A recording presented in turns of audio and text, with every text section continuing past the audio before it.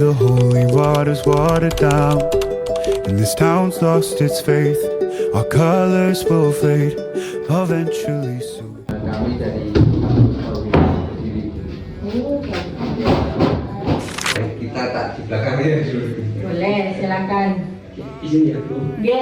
Jadi untuk pertanyaan yang pertama di sini ada bagaimana alur proses produksi madu di pusat perubahan ini, mulai dari panen hingga siap dipasarkan. Begitu.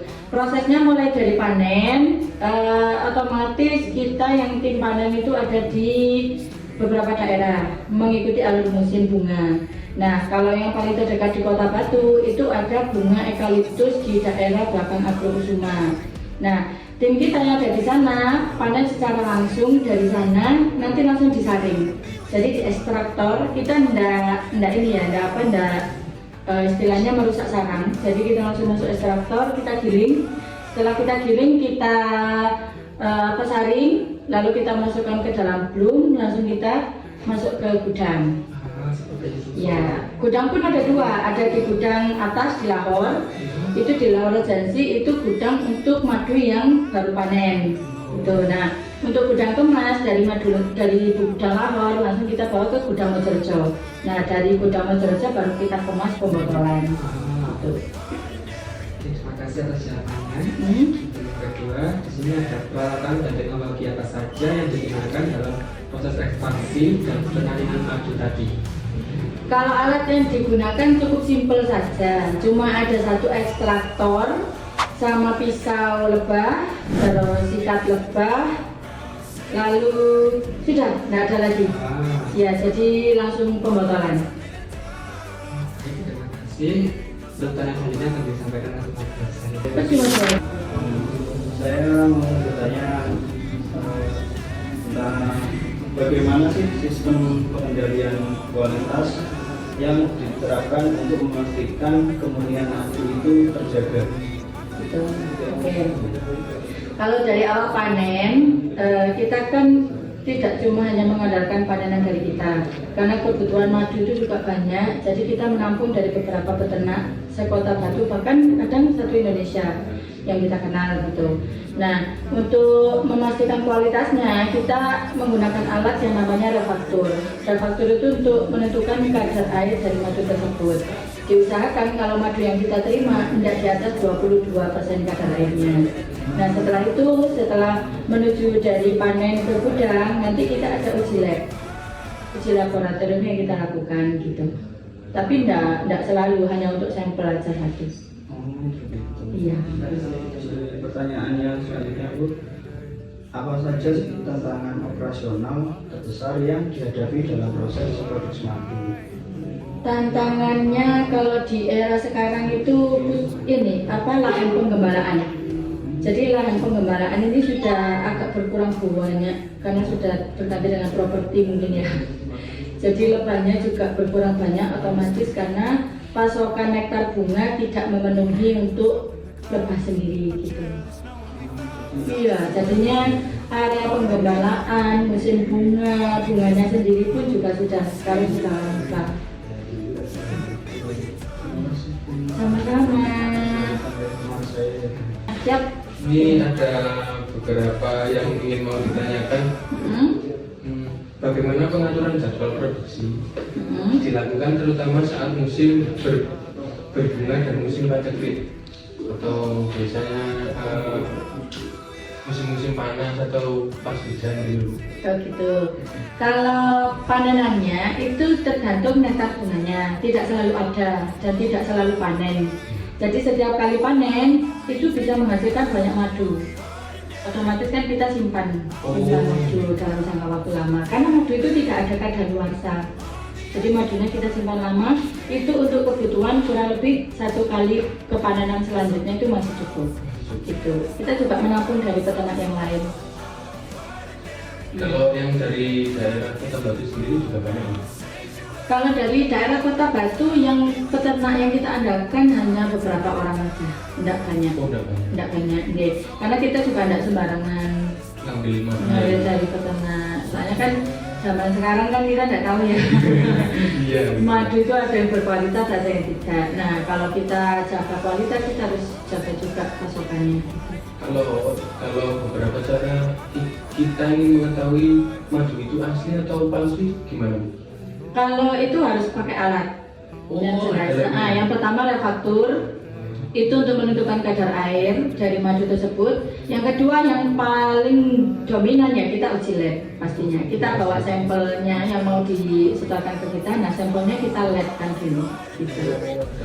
Ya nanti labnya itu kan ada pengujian glukosa, fruktosa, natrium. Nah itu sesuai apa enggak gitu. Kalau di kadar madu yang SNI itu sesuai SNI kan kita tahu. Jadi oh ya ini bisa diterima, ada yang tidak bisa. Gitu. Kalau begitu sudah cukup. Terima kasih. Sama-sama. Akan dilanjutkan dengan teman yang lain. Ini bagaimana proses pengemasan yang dilakukan dan apakah ada data standar khusus terkait kebersihan atau sertifikat misalnya seperti PIRT atau halal dan sebagainya. Gitu. Oke, saya jawab dulu untuk mengenai sertifikatan. Madu Kota Batu ini sudah melakukan banyak uji untuk kelayakan usaha seperti PIRT, halal, uji kandungan HO itu, ada lagi uji lab, apalagi ya, sertifikat-sertifikat yang lain sudah kita punya. Jadi termasuk untuk HACCP untuk produksi. Nah kita mau menuju ISO, tapi agak berat juga kalau ISO ini. Jadi sertifikasinya sudah kita pantau semua. Halal juga sudah. Cara pengemasan dan tahap pengemasannya gimana ya? Pengemasannya cukup mudah karena di Madu Kota Batu ini tidak ada proses produksi. Yang proses produksi itu yang dilakukan langsung dari lebahnya sendiri. Jadi dari panenan langsung kita bawa ke gudang, kita kemas langsung. Jadi dari bloom yang besar tadi yang biru langsung kita masukkan ke botol. Nah kebetulan kita masih pakai manual, jadi tidak ada pakai mesin. Kenapa kok manual? Satu, kita mau uji di kadar airnya, madu ini encer atau sedikit kental gitu kan, ada kadar airnya. Jadi kita langsung masukkan ke dalam botol, kita tutup dalam, tutup luar, kita segel, baru stiker. Stiker pun juga kita menunggu dari orderan, karena tidak semua kita stiker. Kadang ada yang minta kosongan untuk di label sendiri, gitu. Ya, sama-sama Mas. Iya, salah kita. Halo Mas Bayu. Gimana sih sejarah Madu Kota Batu ini terbentuk?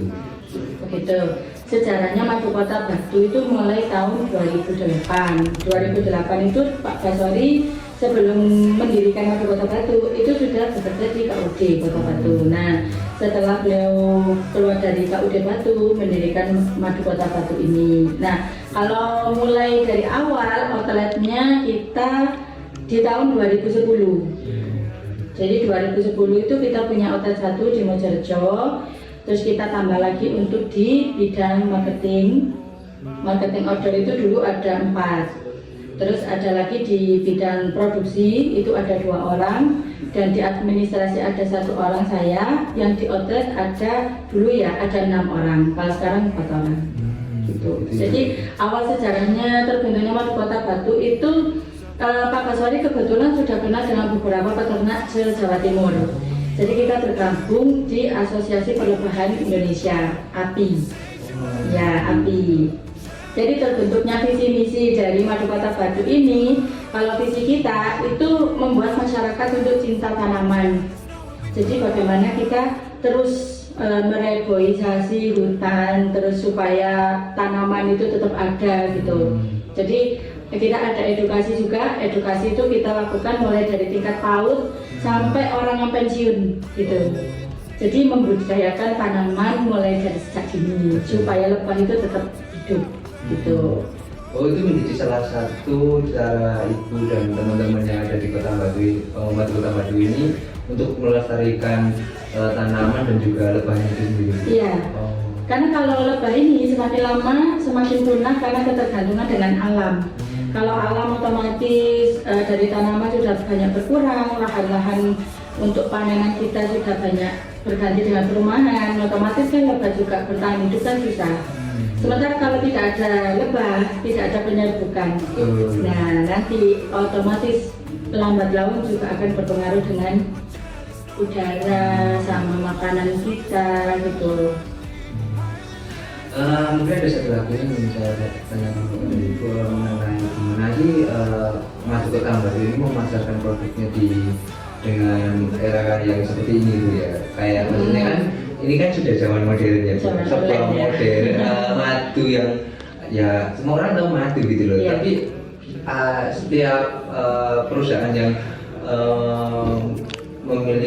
pasti kan memiliki ciri khasnya sendiri Bu dalam mendistribusikan barangnya gitu. Nah itu di Madu Kota Batu ini seperti apa ya? Begitu. Kalau Madu Kota Batu ini kebetulan ada 2 metode yang kita lakukan. Ada di edukasi sama satunya penjualan produk.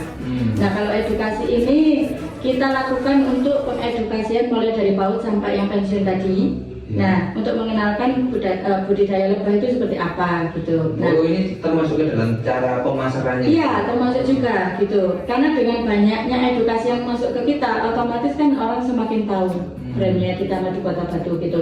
Kadang juga ada istilahnya dari dinas gitu juga. Otomatis kan beserta madunya juga gitu kan, lebahnya juga dibeli juga gitu. Terus yang kedua kita ada metode pemasaran antara retail dan keagenan juga yang sekarang online ya kalau zaman sekarang ya.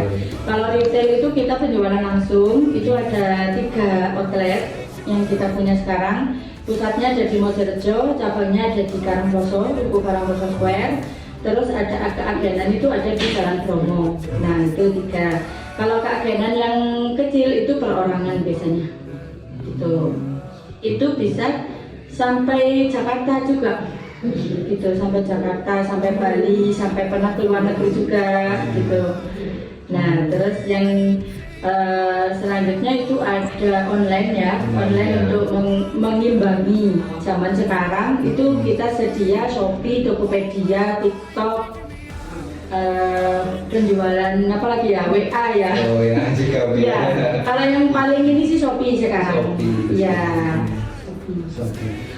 Menurut Ibu, madu ini kan dengan kasetnya yang banyak ini kan kira-kira menurut Ibu sendiri, saya ingin bertanya pada Ibu untuk grade teman-teman seusia kita sampai seusia panjenengan itu kira-kira yang paling mendominan untuk meminum madu itu di usia berapa? Di usia berapa? Ini sudah tahu jawabannya. Pasti di usianya 50 tahun ke atas.